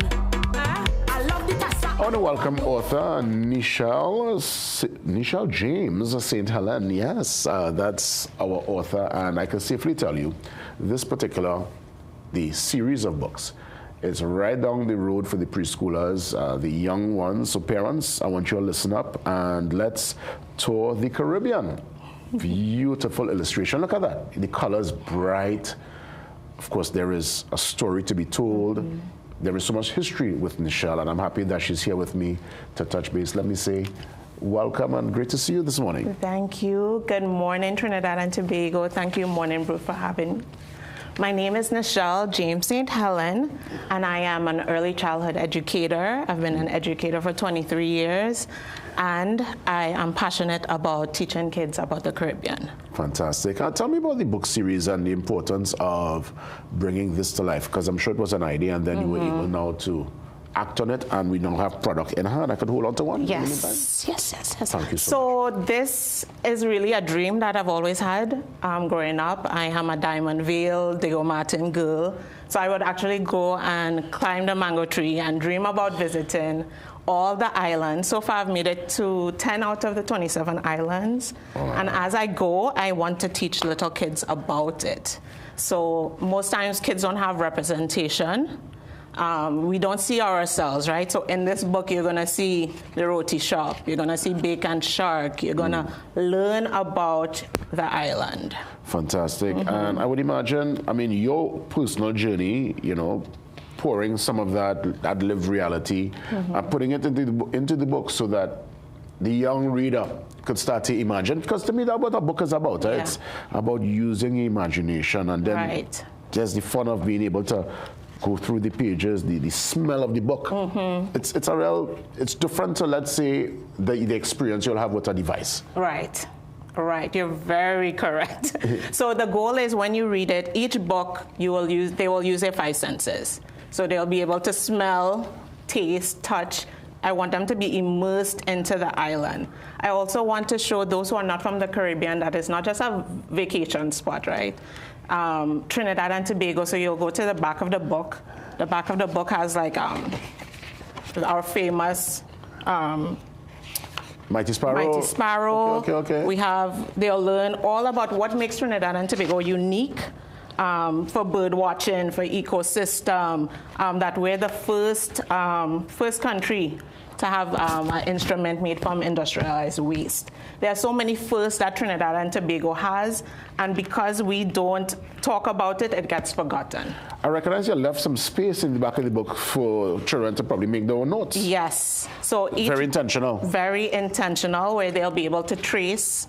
Each book they'll be able to trace, so they'll be able to learn how to write Trinidad and different words, and they'll be able to see what's the difference with doubles, what's, you know, just going through a culture in a very educational way. Where can parents get a hold of the book? A matter of fact, the series, because I guess it's two right now in the series? 2 right now in the series. I have 4 coming out, St. Lucia, Cayman Islands, DR. Look forward to that in this coming year, but you can get it at local bookstores right now. Fantastic. Because I'm seeing copyrighted in 2025, so you actually got this, you got your shipment last year, book in hand. So the first one. Right. When did the actual journey start for you? Oh my goodness. So I told you it's my Uncle Banga. He had traveled all over the Caribbean. So he planted the seed, and I've been traveling maybe for 5 years now. Okay. So 5 years and 10 islands in. But so it's truly a labor of love, right? Yeah. But I'm passionate about it. It's a long-term series, so keep your eyes out for the future endeavors. What message you want to leave with families, the parents, educators, you know, just folks looking on right now? What's the message, the lasting message you want to leave, not only via your words, but with the book? With the book. So it's really important that kids see themselves 0 to 8 years old is when they develop their identity. So if I had to say one thing, it would be to let us see ourselves in print, where they'll be able to recognize and see the color and immerse themselves into the culture. You know, the illustrations are so nice. Who's responsible? You? I did every page. I worked with the illustrator, and I went through every page, piece by piece, so each page represents Trinidad and Tobago. As I said, this is home, right? So I put a lot of love into it. Well, let me show you. The pictures so nice. You understand? Thank you. This is so beautiful, and even the cover. You see the girl in her clearly her East Indian wear. Yeah. Right. You see carnival costume. Yes.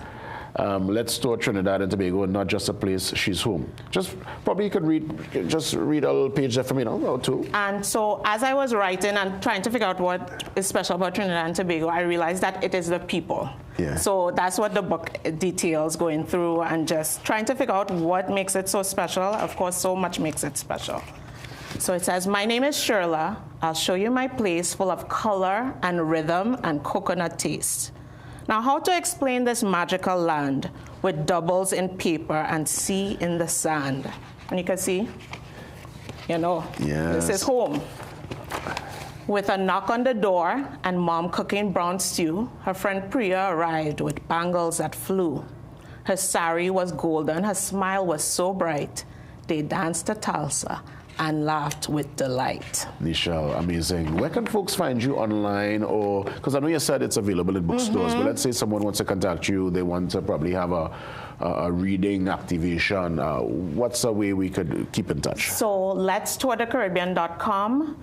You can find me on social media at that same handle, Let's Tour the Caribbean, and Tour the Caribbean as well as my personal journey. But for the kids, Let's Tour the Caribbean. Let's tour the Caribbean.com. And who are some of the people at home within your circle that really from day one would have been supportive? Oh my gosh. And give you the encouragement to see this through? So it's dedicated to all the educators in Trinidad and Tobago, including my mother, Veronica James, my grandmother who didn't go to school, but it was her dream to always be a teacher, and to my cousin, Suzette James, who passed. So it's basically dedicated to all those who are pushing the needle and pushing the kids forward in the nation. Michelle, I want to say congrats. This is a great job. I love the illustration. Parents, I know it's one that your children will enjoy. And it's a series. So far, 2 out. You said about 4 to 5 more to come? 4 to 5 more. I've written 11 so far. Keep us posted once you're ready for release. Thank you so much. Nichelle James St. Helen. So next to educator, we can now safely say author. Author. Next to your name. Thank you. Congratulations. Thank you so much. You're most welcome. With that, we look to pull the curtains down. It's been a tremendous Monday. A great conversation, some serious, hard-hitting topics to start things up. But we, as always, try to end things a bit lighter. We'll be having much more of the lighter conversation heading into the carnival season. So with that being said, have yourself a safe, productive day. Godspeed. I'm back for more tomorrow. All the best to you.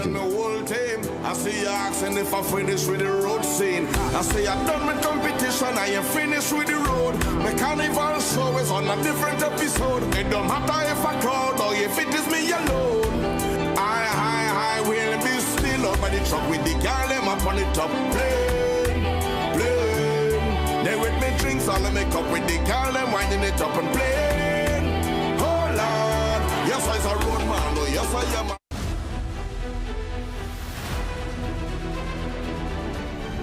The Morning Brew is brought to you by Omega XL. Live long, stay strong.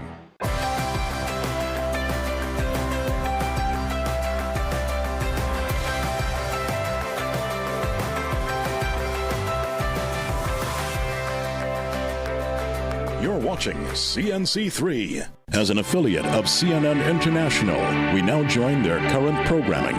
You know, he rose, and then now he's still here. Yeah, I'm still here. You're right. I resisted at first, but I did lean into the 2016, and it's kind of fascinating. Thanks to all of you for joining us this morning. I'm Erica Hill. Stay tuned. The headlines are next.